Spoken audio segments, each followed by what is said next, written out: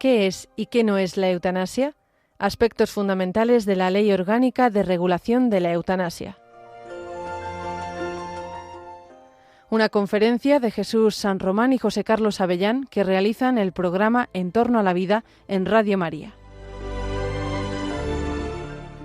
Esta conferencia fue impartida en las Jornadas de Pastoral de la Salud de la Diócesis de Getafe en marzo del año 2022.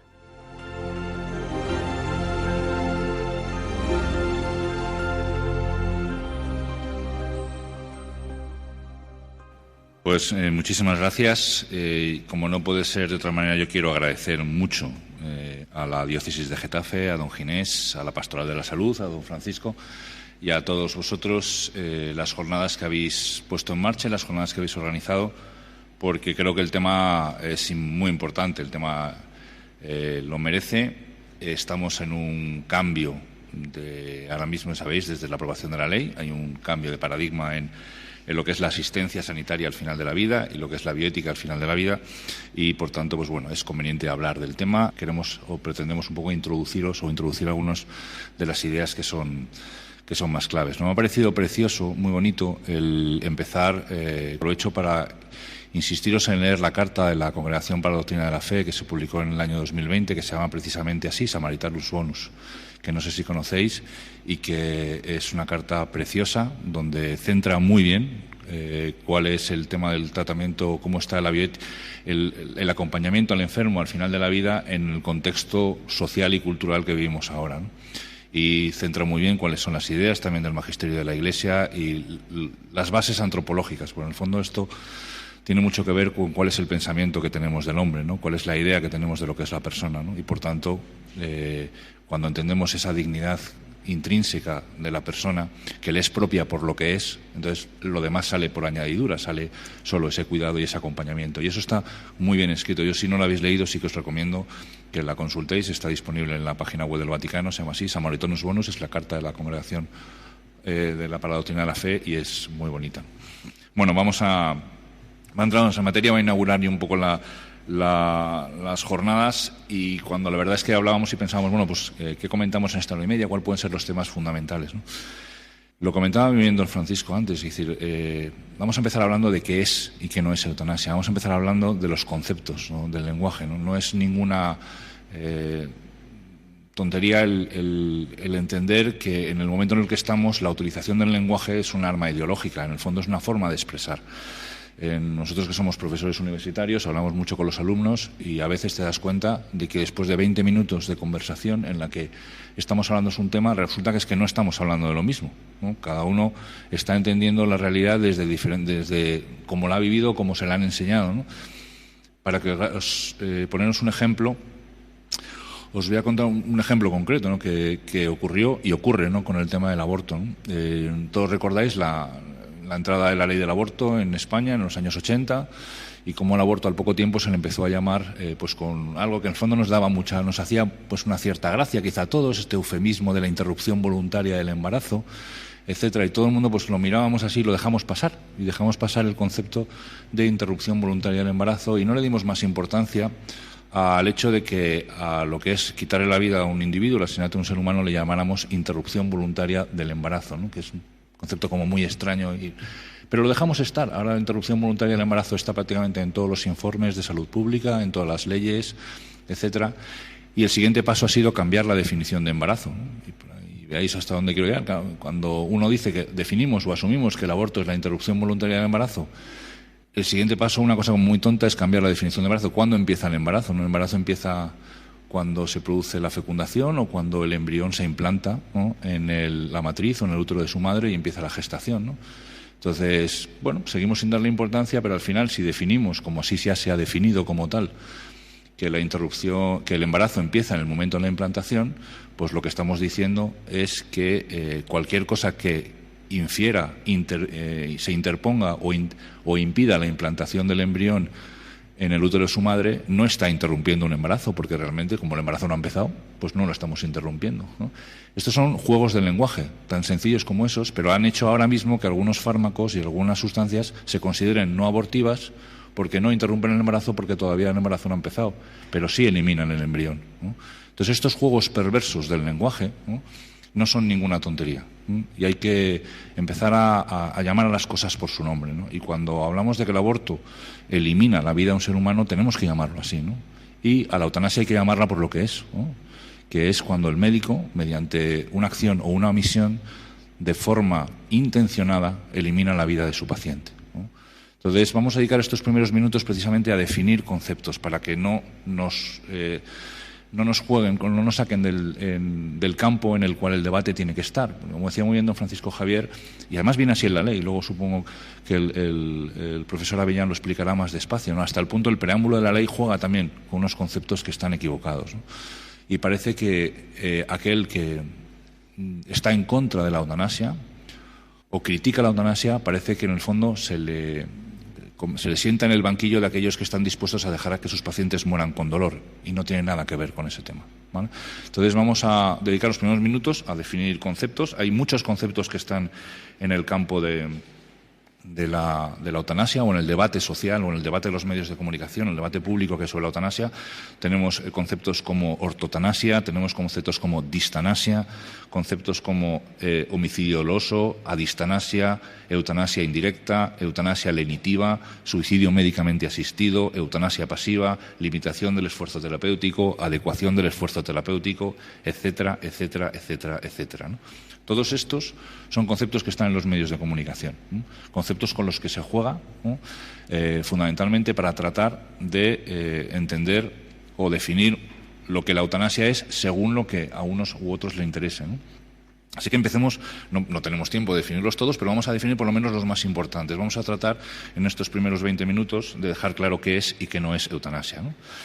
Pues, y empezaremos desde el punto de vista, ¿no? El concepto técnico de ortotanasia, ¿no? Ortotanasia es la muerte natural, ¿no? Lo que llamamos viene del griego, directamente los que sepan griego aquí tienen mucho más facilidades que nosotros de entender estos conceptos, pero ortotanasia viene a decir como la muerte natural, sin intervención. Quiere decir, la muerte cuando llega, cuando uno no interviene sobre ella ni para cortarla ni para alargarla, ¿no? Es simplemente lo que entendemos todos, esto sí que no hay mucho más, como pues una muerte natural. Se murió cuando llegó, como ha ocurrido durante muchos años, ¿no? Este concepto nos va a servir de partida, ¿no? Y es la muerte natural, ¿no? Es fácil que viene a entender que viene orto, que es natural, o normal, y tánatos, que es muerte, ¿no? Y de ahí los conceptos del nombre tanatorio y estas cosas que conocemos todos, ¿no? Bien. Contra ello vamos a enfrentar el concepto de eutanasia. Eutanasia, que en el fondo, pues bueno, es ese prefijo se le pone como de buena, y de ahí que se hable de buena muerte, ¿no? Eutanasia, que la vamos a diferenciar fundamentalmente en dos aspectos, lo que es la eutanasia activa y la eutanasia pasiva. Ojo, y aquí vamos a empezar a entrar en un debate muy profundo, que es el concepto de eutanasia pasiva, que como todos sabéis, si yo hiciéramos una encuesta si la eutanasia pasiva es eutanasia o no lo es, si está permitida o no está permitida, probablemente llegaríamos a mucha confusión. Hay gente que entiende qué es eutanasia pasiva y otros lo entienden de otra manera, ¿no? Entonces, eutanasia activa es cuando yo genero, ¿no? mediante una acción, y aquí tenéis la definición, una acción encaminada a dar la muerte de una manera indolora a los enfermos incurables, con la intención de poner fin a su sufrimiento, ¿no? Entonces, aquí tenemos en el fondo varios conceptos que se imbrican y que se manejan. Una de ellas es que la acción está provocada directamente por el médico, ¿no? Por el agente de la salud, ¿no? Es decir, una acción que va intencionada y directamente buscando la muerte del paciente, aunque sea con un buen objetivo, que es evitar un sufrimiento, ¿vale? Esto que le llamamos eutanasia, por la intención que se produce, y activa, porque yo estoy generando una acción positiva que lleva a la muerte de mi paciente, ¿no? Pero también hay una eutanasia pasiva. Esa eutanasia pasiva es cuando yo, con el interés y con la intención de provocar la muerte de mi paciente, con el interés de paliar un sufrimiento o evitar un sufrimiento, lo que hago es dejar de hacer algo, ¿no? Que lo que produce es la muerte de mi paciente, ¿no? Las dos son eutanasias. Ojo, esto es muy importante entenderlo. Una de ellas provoca la muerte de mi paciente por una acción directa, y la otra lleva a la muerte de mi paciente porque dejo de hacer algo que tenía que haber hecho, ¿no? Pero las dos son eutanasia porque las dos llevan la intención, ¿no? De provocar la muerte de mi paciente, ¿no? El concepto que se maneja ahora de eutanasia pasiva es otro, ahora mismo, ¿no? Pero cuando uno analiza, y tiene su origen fundamentalmente en un artículo que se publicó en el New England hace ya muchos años, donde, bueno, esto quedaba un poquito confuso, ¿no? Ha habido varios debates, pero no nos dejemos equivocar y no confundamos el concepto de eutanasia pasiva con la de ensañamiento terapéutico o alargamiento de la vida de nuestro paciente, que son conceptos distintos, ¿no? Entonces, vamos a empezar desde el principio. Eutanasia es aquello que intencionadamente busca la muerte del paciente, bien sea por una acción o bien sea por dejar de hacer algo que moralmente estoy obligado a hacer, ¿no? La distanasia, concepto que se ha utilizado mucho en el debate y parece que lo contraponen a la eutanasia, es decir, o eutanasia o distanasia, es lo que llamamos ensañamiento terapéutico, obstinación terapéutica, ¿no? Y esta es la adopción de medidas desproporcionadas para mantener las funciones vitales de un paciente que está ya terminal. Esto es lo que se conoce popularmente como encarnizamiento terapéutico, ¿no? Bien, lo primero que hay que definir es que la distanasia, es decir, el ensañamiento terapéutico, es una mala praxis. Es decir, esto es algo que los médicos no hacemos. Es posible que los médicos hacemos las cosas mal, como todos, ¿no? Nos equivocamos, a veces no sabemos muy bien lo que estamos haciendo. Habéis hablado de la pandemia. La pandemia ha sido un reto brutal para todos los profesionales y para todos los ciudadanos. Hemos tenido que aprender, devorábamos lo que las publicaciones científicas, porque no sabíamos qué hacer con esta enfermedad que era nueva. Entonces, los médicos también tenemos que aprender y también aprendemos a hacer las cosas. Y hacer las cosas mal, porque no lo sé cómo se hacen, pues también es una forma de mala praxis, ¿no? Y ahí hablará el doctor Noguera muchas veces de la necesidad de la formación en cuidados paliativos, ¿no? Pero cuando hablamos de distanasia, de ensañamiento terapéutico, estamos hablando de que ahora mismo el arte médico, el arsenal terapéutico médico que tenemos, nos puede permitir utilizar tratamientos que no son útiles, que lo único que buscan es alargar la vida del paciente, etcétera. Yo personalmente no conozco ningún médico que se haya movido en este campo, ¿no? Nosotros no buscamos ensañarnos con nuestros pacientes, ¿no? Pero la técnica está ahí, ¿no? Y eso es posible, ¿no? Aunque la Lex Artis, que es la que va definiendo cuál es el nombre bueno, es Lex Artis ad hoc, es decir, la que va definiendo cuál es el mejor tratamiento para nuestro paciente en un momento actual, en el momento de ahora, ¿no? Eso es algo que los médicos buscamos constantemente. Es decir, nosotros estamos planteándonos qué es lo mejor para nuestro paciente en el momento actual, ¿no? Y, por tanto, no somos muy gustosos ni muy partidarios de poner tratamientos que entendemos que son inútiles para nuestros pacientes y que no le van a servir para nada, ¿no? Pero, bueno, ahí está el debate, ¿no? Ese encarnizamiento, ese ensañamiento terapéutico, muchas veces te lo contraponen como oposición a la eutanasia, es decir, o eutanasia o encarnizamiento. Bueno, pues esto es una falacia. Aquí no hay que entrar, ¿no? El otro concepto es la adistanasia, es decir, lo contrario, ¿no? Es decir, la capacidad que tenemos los médicos de retirar, ¿no?, medicamentos o tratamientos que entendemos llegados a un momento que son extraordinarios o que no son proporcionados, que están prolongando la vida del paciente sin aportarle ningún beneficio, que no le sirven, que no son curativos, que no le ayudan, que no le consuelan, que no le confortan y que realmente no le aportan gran cosa, ¿no? Esto puede llegar un momento en el tratamiento de un paciente que nos encontremos ante esta situación, que entendemos que ya algunas de las medicaciones o algunos de los tratamientos que estamos poniendo puedan no ser útiles para los pacientes y, bueno, pues con toda paz al paciente no le ponemos aquello que no le va a servir para nada y que le puede perjudicar o que le va a poder provocar efectos secundarios, ¿no? Con lo cual, esa adistanasia, es decir, el no hacer ensañamiento terapéutico, es lo que los médicos buscamos y para lo que estamos tratando. Pero fijaros que no tiene nada que ver con lo que estábamos hablando al principio. Yo aquí lo que estoy buscando es lo mejor para mi paciente, la mejor confortabilidad, el mejor tratamiento, ¿no? Quitar tratamientos inútiles a nuestros pacientes no es eutanasia, ¿no? Es buscar lo mejor para nuestro paciente, ¿no? Más cosillas que podemos entrar. Pues otra cosa muy importante, ¿no?, que es lo que es la eutanasia indirecta o eutanasia lenitiva, ¿no? Ya tenemos como dos conceptos o tres importantes, si queréis, ¿no? Lo que es eutanasia, tanto activa como pasiva, lo que es ensañamiento o encarnizamiento terapéutico y lo que es eutanasia indirecta, ¿no? ¿Qué diferencia o qué es eutanasia indirecta y qué le diferencia del resto? Bueno, pues eutanasia indirecta le ponemos el nombre de eutanasia, aunque en el fondo los médicos no lo asumimos como eutanasia tal, porque si decíamos, aunque ese es el nombre técnico que se le pone, si decíamos que la eutanasia es cualquier acción o omisión que lleva la intención directa de buscar la muerte de mi paciente, cuando hablamos de eutanasia indirecta o eutanasia lenitiva, lo que estamos haciendo es utilizar algún fármaco o alguna técnica sanitaria en general suelen ser fármacos que lo que buscan es tratar un síntoma que se me escapa, un síntoma que no puedo controlar correctamente, por ejemplo, la disnea, un paciente que se me fatiga, el dolor, un paciente que tiene mucho dolor al final de su vida, la ansiedad, un paciente que está muy angustiado, etcétera. Entonces yo necesito utilizar un fármaco o necesito utilizar alguna medicación que tiene el objetivo fundamental de mejorar ese síntoma, ¿no? Mejorar ese dolor, mejorar esa ansiedad, hacerle a mi paciente más confortable del tiempo que está viviendo, ¿no? Porque, como dicen muy bien los cuidados paliativos, es ayudar a vivir a nuestro paciente hasta que muera, ¿no? Entonces, yo a veces necesito usar fármacos densos, morfina, lo que fuera, que tienen el objetivo de confortar a mi paciente, ayudar a mi paciente, mejorar la sintomatología que mi paciente tiene. Aunque eso, de forma indirecta, de forma secundaria, no buscada ni querida, pueda acortar un poquito la vida de mi paciente.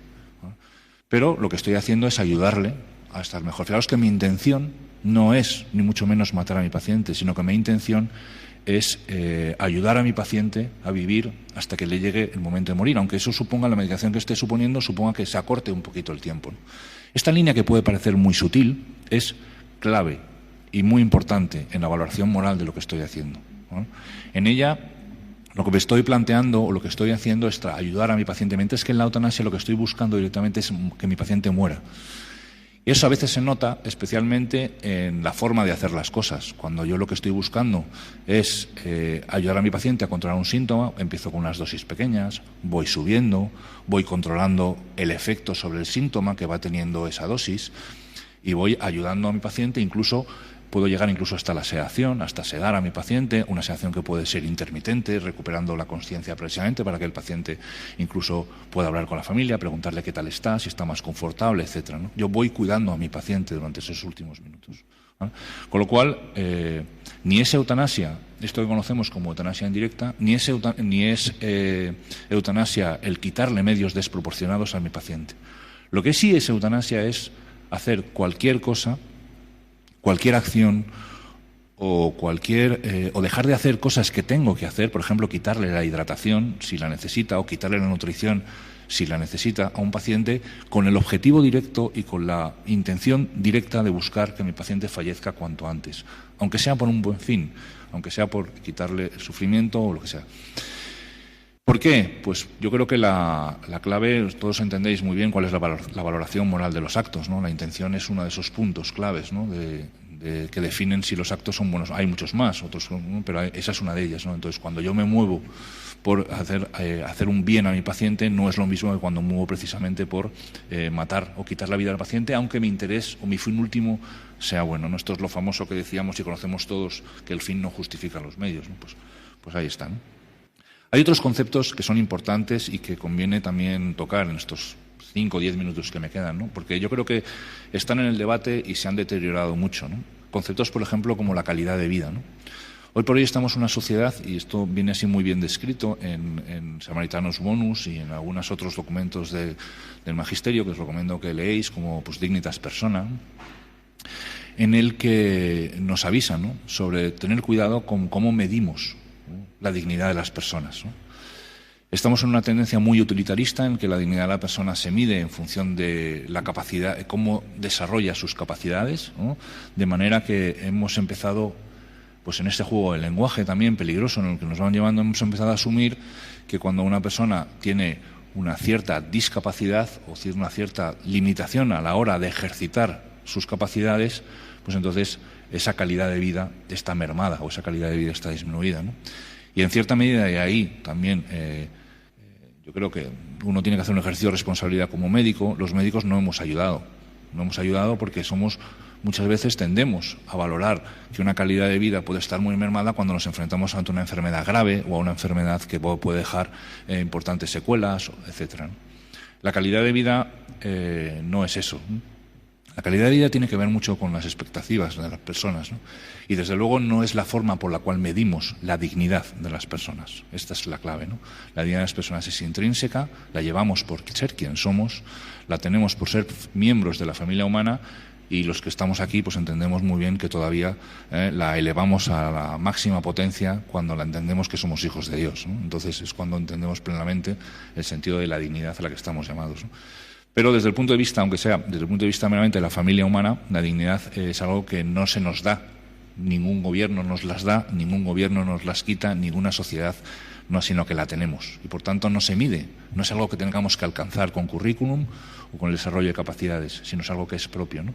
Con lo cual, es verdad que la discapacidad puede hacernos más difícil alcanzar nuestras expectativas en el sentido, en el contexto social en el que nos encontramos, ¿no? Pero no mide la calidad de vida, ¿no? Hay una vieja paradoja que conocemos los que nos dedicamos un poco a la investigación, que es lo que llamamos la paradoja de la discapacidad, en el que cuando uno hace encuestas de calidad de vida muchas veces a personas discapacitadas se encuentra incluso que los resultados son mucho mejores en cuanto a la percepción de la calidad de vida que tienen muchos de ellos que cuando hacemos a veces este tipo de encuestas a personas que a priori parecen muy sanas desde el punto de vista físico, ¿no? Esto está muy descrito en la literatura y bueno, pues algunos lo analizan, etcétera, ¿no? En cualquier caso, sí que llamo la atención, ¿no? Para advertiros sobre el riesgo de medir la dignidad con la calidad de vida, en conceptos de la calidad de vida que son demasiado subjetivos y desde luego no miden, ni mucho menos la dignidad, porque la dignidad no es mesurable, la dignidad la tenemos, ¿no? Y por tanto, pues uno puede comportarse de una forma no acorde a su dignidad, pero la dignidad de las personas y la dignidad de ser hijos de Dios la tenemos siempre, ¿no? Y esto, bueno, pues ¿qué es lo que hace? Hace que en apenas unos años, lo cual ha pasado enormemente desapercibido en este debate ausente que hemos tenido en la sociedad española respecto a la eutanasia, pues la Asociación Médica Mundial, reunidos en Georgia en el año 2019, es decir, no hace un siglo, sino hace apenas 2 años, ¿no?, haya hecho una declaración que no da lugar a dudas, ¿no?, sobre el cual reitera, como bien veis, su fuerte compromiso con los principios de la ética médica y se opone firmemente a la eutanasia y al suicidio con ayuda médica, al suicidio médicamente asistido, que es un concepto que no hemos tocado, pero es cuando realmente yo no soy el que le administro directamente al paciente lo que va a morir, pero sí le doy los medios, ¿no?, los fármacos, y luego mi paciente se los toma, ¿no? En el fondo entra dentro del mismo concepto, ¿no? Y aquí se opone, ¿no?, la Asociación Médica Mundial claramente en el año 2019 con un texto que no da lugar a dudas, ¿no?, hasta el punto de que prácticamente deja fuera la eutanasia de lo que conocemos como acto médico, ¿no? Y aquí ya entramos en todos los conceptos de la profesionalidad, de esta profesión que tenemos, y cómo la eutanasia es la única situación, yo creo que esto lo podrá explicar mejor Pepe, en el cual el Estado permite a otra persona acabar con la vida de un ciudadano. No existe ninguna otra herramienta en el ordenamiento jurídico que me permita a mí, legalmente, me dé el soporte legal para poder acabar con la vida de alguien, ¿no?, con unas condiciones, las que sean, pero a mí como médico me da esa capacidad, ¿no? Claro, mi respuesta como médico es: yo ni tengo ni quiero esa capacidad, ni forma parte de mi lex artis, no es un acto médico, ¿no? Entendemos como acto médico cualquier acto de actividad lícita desarrollada por un profesional legítimamente capacitado, sea en su aspecto asistencial, docente, investigador, pericial u otros orientados a la curación de la enfermedad, al alivio de un padecimiento o a la promoción integral de la salud. Esta es la definición de acto médico en el Código de Deontología Médica de la Organización Médico-Colegial, ¿no? Como veis, el acabar con la vida de mi paciente, aunque sea por un buen fin, no está aquí. Y la eutanasia es algo que ha estado fuera siempre de los códigos deontológicos desde la época de Hipócrates. Es que ya venía claramente en el juramento hipocrático, no es algo que ha estado siempre al margen de la actividad médica. ¿Por qué? Porque los médicos sabemos cómo hacerlo, ¿no? Y eso nos pone en peligro de poder hacerlo, ¿no? Y lo que la eutanasia está haciendo es regulando esa capacidad, aunque sea porque mi paciente me lo pida, ¿no? Y de hecho el juramento hipocrático dice: ni aunque me lo pida mi paciente, lo dice como tal. ¿Vale? Con lo cual, bueno, yo creo que, ya voy a terminar ya, yo creo que con esto es importante un poquito por lo menos centrar el resto de la jornada, ¿no? Recordemos, ¿no?, eutanasia es cuando yo estoy buscando directamente la muerte de mi paciente, bien por una acción, que es lo que parece que se regule, o bien por una omisión. Es decir, yo como médico estoy obligado a mantener unos tratamientos, a mantener una hidratación, a mantener una nutrición, si esa hidratación y esa nutrición son necesarias para que mi paciente viva. Si yo le quito la dieta, da igual que esté sueros, da igual que esté, pero en coma, etcétera. Si yo le quito la dieta y la nutrición, mi paciente se va a morir. Entonces, estoy dejando morir a mi paciente. Eso se conoce como eutanasia pasiva y tiene la misma valoración moral que la eutanasia activa, ¿vale? No confundamos entonces eutanasia pasiva con la suspensión de tratamientos desproporcionados, inútiles, que la lex artis me dice que no debo aplicar con mi paciente, ¿vale? Eso sería adistanasia o no hacer ensañamiento terapéutico. Y no nos confundamos tampoco con la eutanasia indirecta, en la que yo, tratando o queriendo confortar a mi paciente, queriendo controlarle un síntoma refractario, difícil, lo que hago es ponerle fármacos para que mi paciente esté mejor, más confortable, aunque eso suponga de forma indirecta que la vida de mi paciente se va acortando, ¿no? Entonces, esto es lo que es eutanasia y lo otro no lo es, ¿no? Y a partir de aquí, pues ya podemos empezar a hacer una valoración más correcta. Así que yo creo que paro aquí, le voy a dejar a mi colega.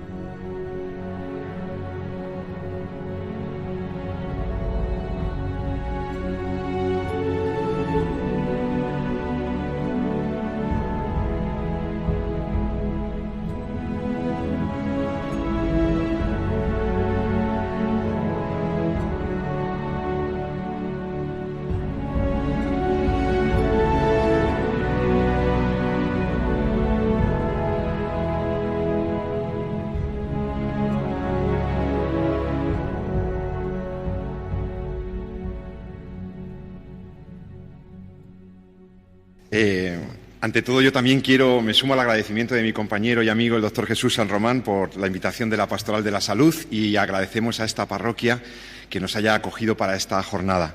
Les felicito a todos por estar aquí, para intentar clarificar nuestros conceptos, para orientar mejor nuestra actividad pastoral, nuestra actividad asistencial, nuestra actividad con las personas, para encontrar mejor fundamento, mejores razones en las conversaciones, y esto es muy bueno, y creo que todos nos vamos a enriquecer mucho hoy con las aportaciones de unos y otros. Agradezco pues a don Francisco la invitación y también pues esto es una suerte, estoy encantado porque además estoy con dos supermédicos, de verdad, tienen aquí dos médicos muy buenos, me flanquean médicos muy buenos, que además son de esos médicos que se han preocupado por hacer una reflexión ética sobre su profesión. Es decir, que además son médicos humanistas y además son buenos amigos y además hacemos programas de radio juntos y además, o sea, estoy encantado. Bueno, muchas gracias. Vamos a lo que vamos. Sobre todo por la amistad, efectivamente. Cuando venía para acá, de Madrid hacia Getafe, decía, caray, ha pasado un año, pero no nos lo podíamos creer hace 3 años, cuando en enero de 2020 ya empezábamos a avisar, ¿no? No nos lo podíamos creer que la sociedad en España permitiera el paso tan grave que ha dado el legislador español. Tenemos una ley de eutanasia que ya está causando muertes en los hospitales. Aunque no hay cifras oficiales de las comunidades autónomas, porque no tienen obligación de darlas hasta que pase un año, solamente tenemos cifras de la Comunidad Autónoma de Cataluña y del País Vasco. Ya son más de 50 las personas que se han eutanasizado en España. Es un dato que publica la prensa entre el País Vasco y Cataluña, que son las únicas comunidades autónomas que han adelantado datos. Ya está aquí la ley, ya la tenemos. Y entonces es bueno conocer realmente lo que tenemos. Algunos no se preocuparon, incluso algunos en sociedades científicas y médicas no creían que pudiera llegar a esto. Esperaban una contestación de la clase médica, esperábamos, que nunca llegó, de una manera, llegó muy tarde.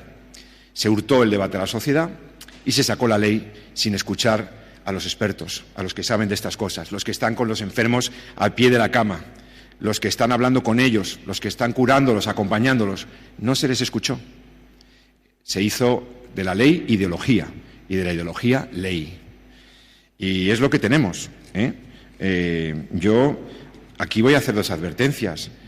Yo, como estudioso de las leyes, lo primero que le digo a mis alumnos en la Universidad Rey Juan Carlos es que tengan en cuenta 2 cosas.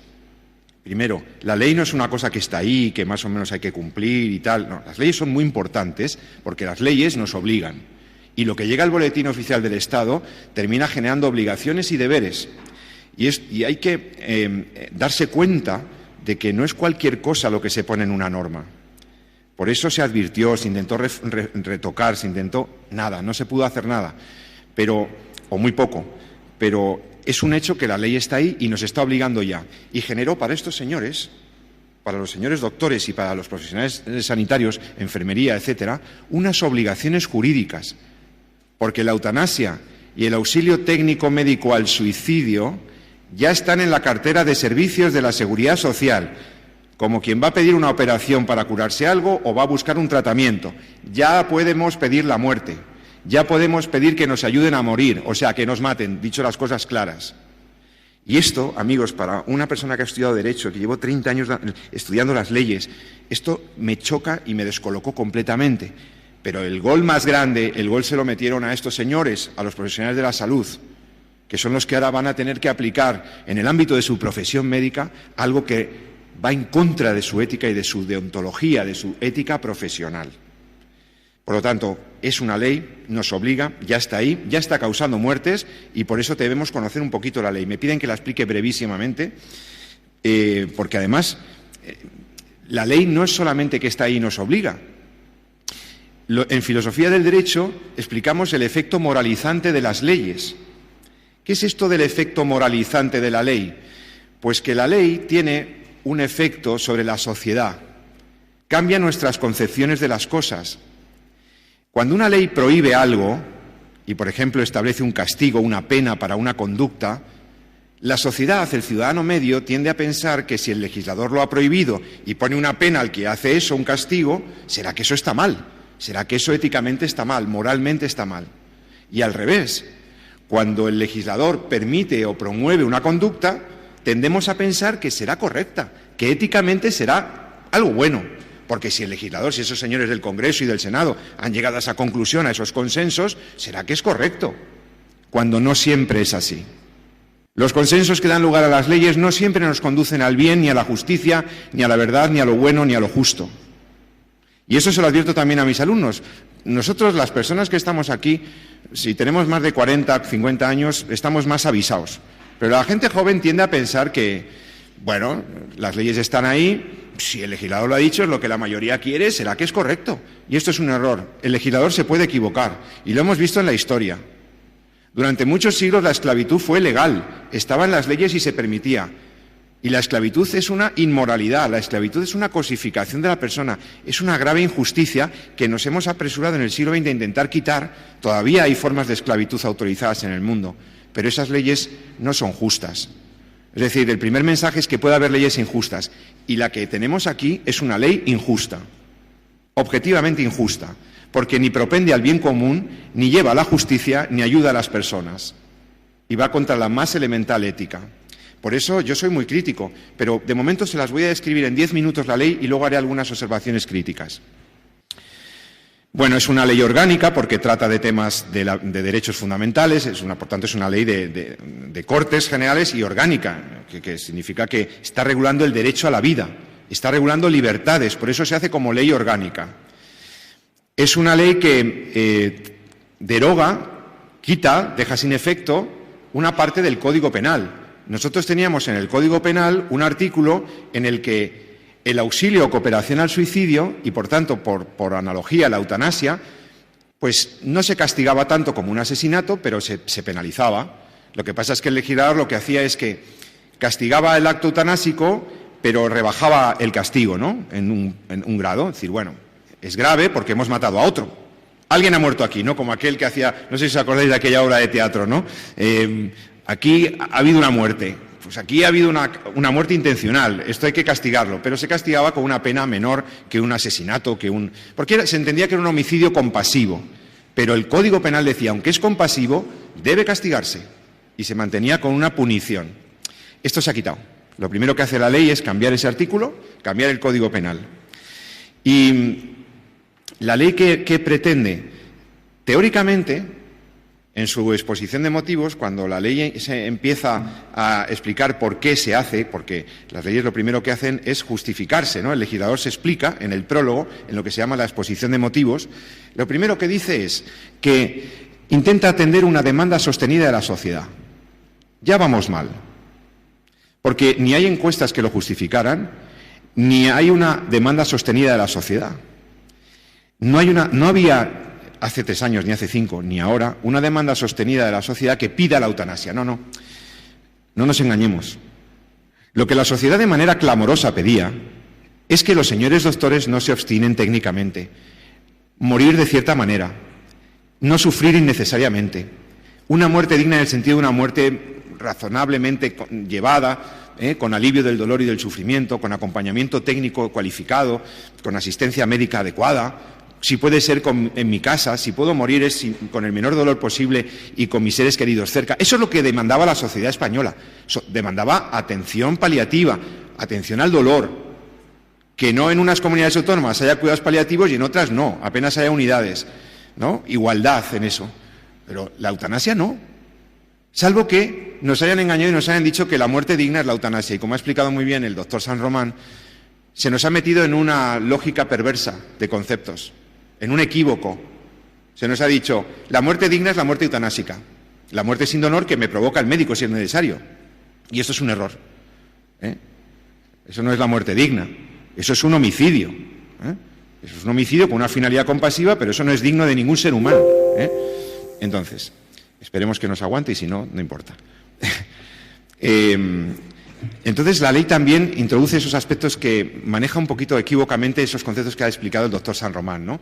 Eutanasia pasiva, eutanasia lenitiva. Bueno, ya los ha explicado él, si luego se requiere alguna precisión más. Básicamente lo que viene a decir es que el legislador no quiere saber nada de eutanasias pasivas y todo eso, que lo que quiere hacer es quitar de la ley esos conceptos, pero en realidad se manejan con cierta equivocidad, con cierto... Bueno. Entonces, ¿qué es lo que viene a hacer la ley de eutanasia?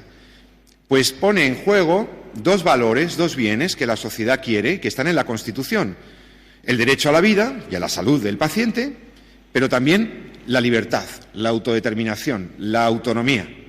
La ley lo que hace es intentar jerarquizar entre estos bienes y lo hace de una manera que responde a la visión que el legislador tiene de la sociedad, de la persona y de la libertad. Y dice, no, una persona en un determinado contexto, que se llama contexto eutanásico, un contexto de sufrimiento, debe poder pedir que le maten. Y es su derecho que se le dé la muerte. Se da primacía a una cierta idea de la libertad que consistiría en poder autodeterminarme para decidir cuándo debo morir. Es más, va más allá. Genera el derecho a que yo le pida a mis doctores que hagan el favor de matarme. Y genera en ellos una obligación de hacerlo. Porque hay una ley que dice que es un deber jurídico, en cierto contexto, que estos señores lo hagan. Entonces, claro, intenta hacer compatibles, no, está privilegiando una idea de la autonomía y de la autodeterminación del sujeto. No nos engañemos. Entonces, lo que hace la ley es generar un derecho de la persona que no existe, se lo inventan y lo ponen en la ley, el derecho a morir. El Tribunal Supremo de España hace ya algunos años dijo que no existe en nuestro ordenamiento jurídico el derecho a morir, ni mucho menos el derecho a pedir la muerte. O sea, ya hay jurisprudencia, nada menos que el Tribunal Supremo ya dijo que ese derecho no existía, ¿de acuerdo? Pero la ley, bueno, pues por intereses que no vamos a juzgar aquí, porque sería juzgar a las personas, pero es un hecho que lo crea como derecho subjetivo, como algo que yo puedo reivindicar. Entonces da una definición legal de la eutanasia que más o menos se acomoda a lo que la bioética y los estudios de bioderecho realmente dicen que es la eutanasia, una actuación que produce la muerte intencionalmente de una persona, directa e intencionadamente, mediante una relación causa-efecto, única e inmediata, a petición informada, expresa y reiterada en el tiempo por dicha persona y que se lleva a cabo en un contexto de sufrimiento debido a una enfermedad o padecimiento incurable que la persona experimenta como inaceptable y que no ha podido ser mitigado por otros medios. Da una definición que es bastante ajustada a la realidad. Muerte intencional, muerte que hace un médico a petición o con el consentimiento informado del paciente, muerte que se hace o por la vía de administrar la muerte directamente, o bien, veremos que es distinto el suicidio médicamente asistido, pero el médico ahí pone los medios, pero eres tú el que te matas, pero está ahí, está bien definida. Define lo que es el contexto eutanásico, que es muy importante. La situación de enfermedad grave e incurable o de una enfermedad grave, crónica e invalidante, padeciendo un sufrimiento insoportable que no puede ser aliviado en condiciones que considere aceptables. O sea, la ley dice en qué contexto, en qué situación se va a poder administrar la muerte a los pacientes. Y la describe así. Es verdad que se ha suprimido la palabra discapacidad, porque, claro, no querían enfrentarse con las organizaciones de la discapacidad, y se ha suprimido, pero en realidad admiten que la muerte se podía aplicar en situaciones en donde una enfermedad o una dolencia me generara un efecto invalidante, gravemente invalidante. Y si eso me genera mucho dolor o mucho sufrimiento, o entendemos que me genera mucho dolor y sufrimiento, entonces se le puede practicar la eutanasia a una persona discapacitada, claro. Está abierta la ventanita, queda abierta. Por supuesto, la ley admite esas dos modalidades, sea que sea eutanasia o auxilio al suicidio. Las dos vertientes son legales, el paciente lo decide, puede elegirlo, y establece que, en todo caso, se debe respetar la libertad de conciencia del personal sanitario, aunque, como veremos, también otro problema que tienen los señores doctores es que aquellos que se podrían oponer, dicen, yo no lo hago, yo soy médico. Yo sé que el doctor San Román, médico internista, el doctor Noguera, prestigiosísimo, también médico de cuidados paliativos, dirán, no, yo no lo hago, hago la objeción de conciencia. Efectivamente, es la manera que ellos tienen, es el último resorte que les queda con la ley en la mano para no tener que hacer algo que les obliga a la ley en este momento, si su paciente se lo pide. La objeción de conciencia. Yo esto no lo hago porque por libertad de conciencia, me ampara la Constitución, pero claro, se lo complican mucho. Porque tienen que ir a un registro, tienen que decirlo antes, tienen que apuntarse en una lista. En sus servicios médicos de sus hospitales van a quedar reflejados como los objetores, los problemáticos, los que no garantizan un derecho, los que van a estar en una lista ahí, tienen que apuntarse. Esto lo pone la ley. En fin. Entonces, la ley en ese sentido sí que desde el punto de vista de la técnica legislativa es muy correcta porque la ley explica bastante bien ciertos conceptos. Ahí es bastante precisa. Es que no tienen problema en explicar los conceptos y luego decir que sí, que se puede hacer, ¿no? Distingue la eutanasia activa directa del auxilio médico al suicidio. Dice que esa decisión de pedir la muerte tiene que ser una decisión autónoma, verdaderamente libre e informada de la persona. Y establece unos requisitos para pedir esa prestación. No olvidemos que ahora ya, como es un derecho que está reconocido por la ley, se convierte en una prestación sanitaria, y lo de prestación sanitaria la pongo entre comillas. Yo creo que a estos señores les choca tanto o más que a mí, mucho más, porque ellos lo van a tener que lidiar todos los días, ¿no? Efectivamente, tienes que ser nacional español para poder pedir la eutanasia o el auxilio médico al suicidio. Tienes que disponer de la información que exista sobre tu proceso médico, o sea, que te hayan dicho las opciones que tienes. Tienes que hablarlo con el que se llama el médico responsable, normalmente es el médico que te está tratando o un especialista que tú puedas solicitar, y encontrarte en ese contexto eutanásico. O sea, encontrarte en una situación de graves padecimientos que tú consideras que son inaceptables, que son intolerables, ¿no? En ese contexto, entonces tú puedes pedirlo y entonces se hace una solicitud. ¿Cómo se hace la solicitud? La ley establece cómo debes hacerlo. Hay un formulario, ¿verdad? Hay que rellenar con unos datos, unas firmas. Te dicen que en cualquier momento tú puedes revocar esa petición de eutanasia. Revocar significa dejarla sin efecto. Donde digo, Diego, ahora no quiero, no me den la eutanasia, en cualquier momento puedo revocar. Hay una cláusula muy clara. Y desde luego también se establece que si en un momento determinado tú ya no puedes expresarlo o firmarlo, de repente personas representantes tuyas o tu propio médico puede firmarlo. Cuidado. Sobre todo si tienes un testamento vital.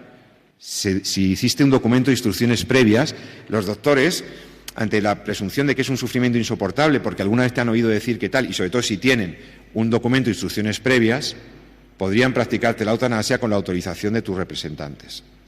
Cuidado, Desde luego los médicos, ante la petición de la eutanasia, el médico responsable podría decir no. No, mira, no estás en el contexto eutanásico o creo que no se te debe practicar porque tienes otras opciones, lo deniega. Si lo deniega, cuidado, la ley le pone muy difícil también al médico que se oponga.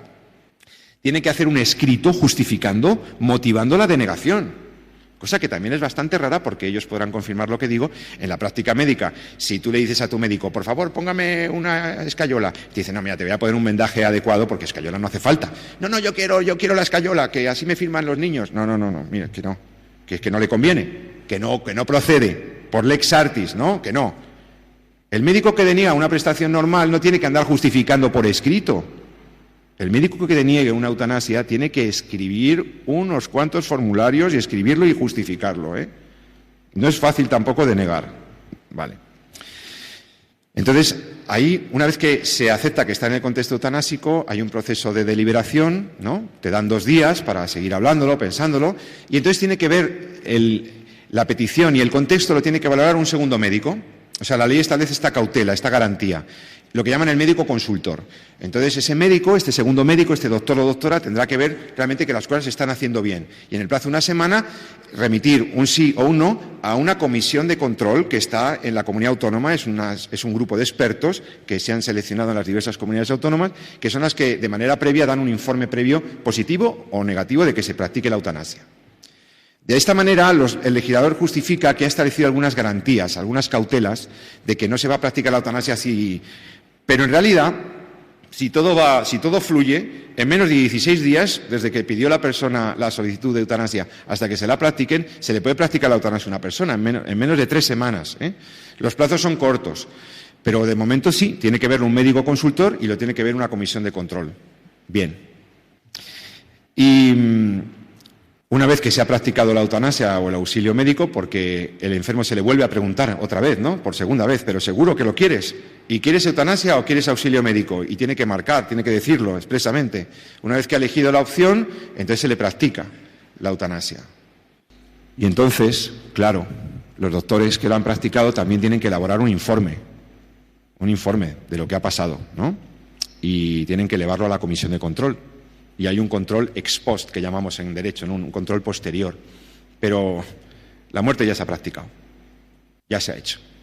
Hay unos documentos que hay que rellenar, unas comunicaciones que hacer y bueno. Aspectos críticos, ya voy terminando. Pero es bueno conocer bien la ley. ¿Por qué? ¿Y por qué es injusta, ¿no? Voy a intentar justificar esa tesis inicial que dije. Lo primero, el objetivo de la ley era muy claro. Configurar una ley que permita y genere además el deber jurídico de practicar la eutanasia y el auxilio técnico al suicidio en España. No es una despenalización, no es simplemente no castigo al que lo hizo en unas circunstancias o tal. No es una despenalización. Es generar un derecho, que es muy distinto. Es lo que ha pasado con el aborto. Primero estaba despenalizado en unas indicaciones, en unos supuestos, y poco a poco se fue avanzando con la aceptación social del aborto y en el 2010 se convirtió en un derecho subjetivo de la mujer, de la gestante. Aquí vamos directamente, aquí vamos directos. Los holandeses pasaron del sistema de no actuación de la Fiscalía. En los Países Bajos esto viene hace 20 años, ¿no? Entonces, los doctores lo conocen también el proceso histórico. Primero no actuaba la Fiscalía, en ciertos casos.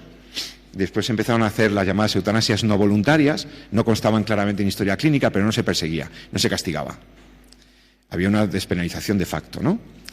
Y luego ya se legisló, en Holanda, por ejemplo, y en Bélgica. En Bélgica ya lo tenemos también para los niños, ¿no? Para los neonatos. También para los niños se puede practicar la eutanasia. Es terrorífico.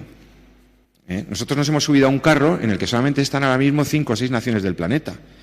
Y luego hay otras 2 o 3 que tienen el auxilio al suicidio, Suiza y tal, Austria. Pero en realidad con la eutanasia, nosotros somos la 5ª nación en el mundo que tiene la eutanasia. Somos muy progresistas. La ley se justifica en la misma exposición de motivos en justificaciones infundadas. No había una demanda social sostenida, no es algo que nos homologue a los países de nuestro entorno, porque solamente el Benelux y en algunos otros países, como ya he dicho, está autorizada la eutanasia. O sea, falso. La justificación es falsa. Se manipulan conceptos, se resuelve el concepto, la ponderación entre la vida y la autonomía se resuelve a favor de la autonomía del paciente, poniendo a los médicos en una posición crítica y a la sociedad en el brete de tener que autorizar la muerte de una persona inocente, algo que, como sugería el profesor San Román, efectivamente es un retroceso histórico. Miren, yo llevo 30 años estudiando el derecho. Cuando me doctoré me explicaron mis maestros, fíjate, durante todos estos tiempos, estas décadas, lo que ha hecho el derecho occidental, las leyes, eran proteger la vida. Nadie puede dar muerte a otro, a una persona inocente, ni aunque se lo pida. Le hemos retirado el poder de disposición sobre la vida ajena, se la hemos retirado al Estado, hemos dicho no a la pena de muerte. Hemos retirado a las instituciones y a los particulares la posibilidad de causarle la muerte intencional a otro sin que haya un castigo. Se lo habíamos retirado. Eso es un retroceso monumental.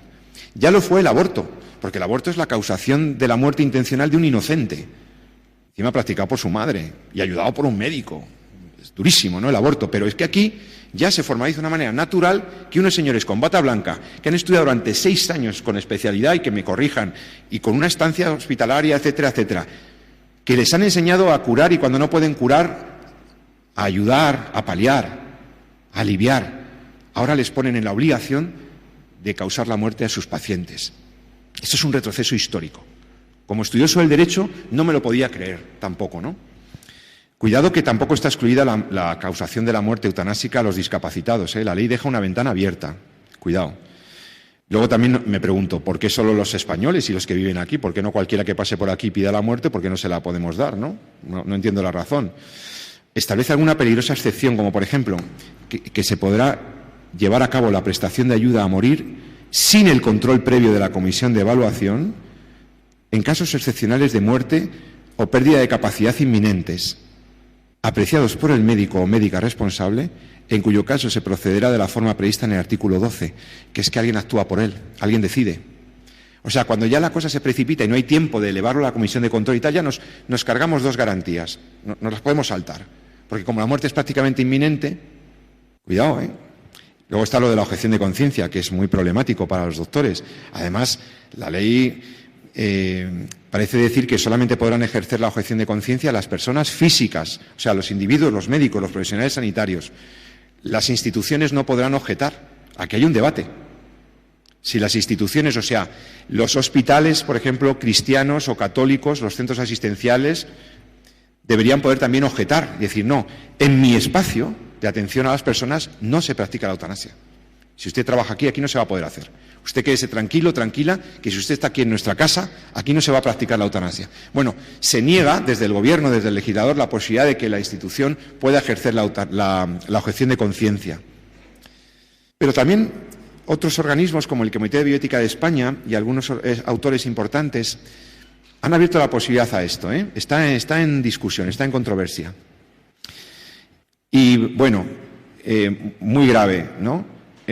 También, ustedes saben que cuando en España se produce un fallecimiento, eso se registra, va al registro civil, se hace un registro, hay un registro de defunciones y se pone, el médico ha puesto la causa, ¿verdad?, y se traslada al registro.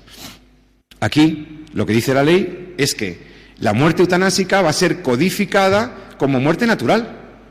Pero, vamos a ver, es verdad que no va a haber autopsia, no va a haber tal, pero ¿por qué muerte natural? Si claramente es una muerte no natural, no ha muerto de ninguna enfermedad, no ha muerto de ningún proceso biológico, se le ha matado, ha sido un homicidio, permitido por la ley, pero ¿por qué ponen muerte natural?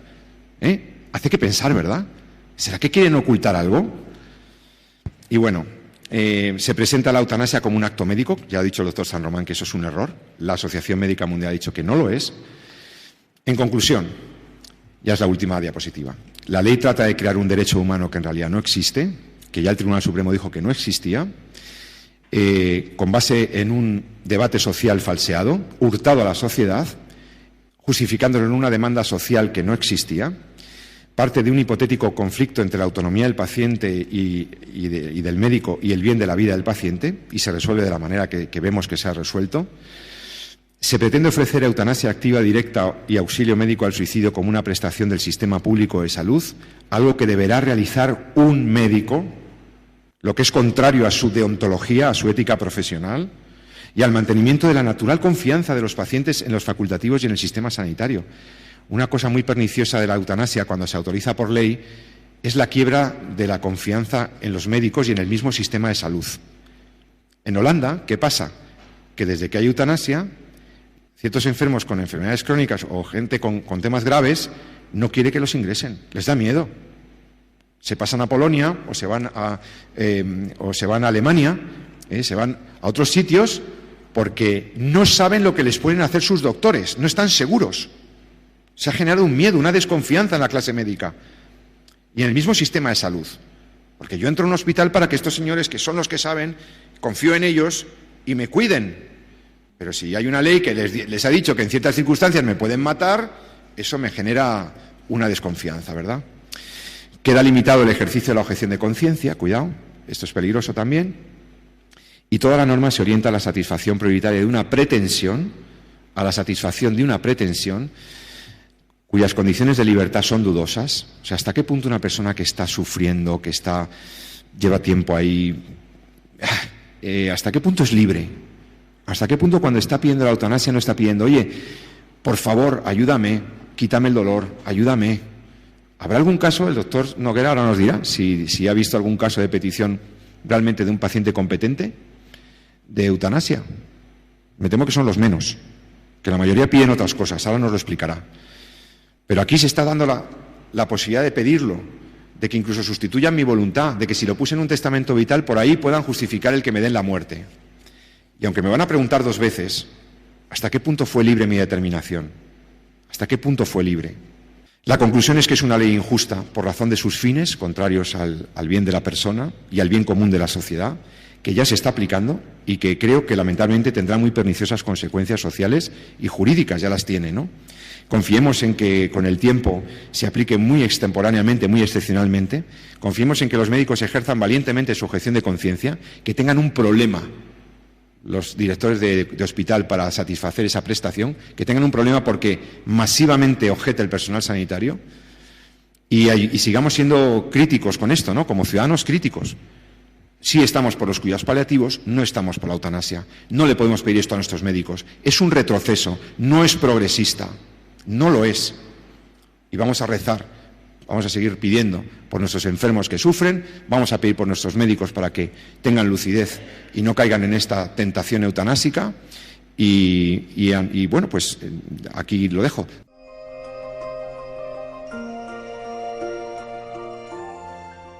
Así concluye la conferencia ¿Qué es y qué no es la eutanasia? Y aspectos fundamentales de la Ley Orgánica de Regulación de la Eutanasia. Esta conferencia fue impartida en las Jornadas de Pastoral de la Salud de la Diócesis de Getafe en marzo del año 2022 por Jesús San Román y José Carlos Avellán, que realizan el programa En torno a la vida en Radio María.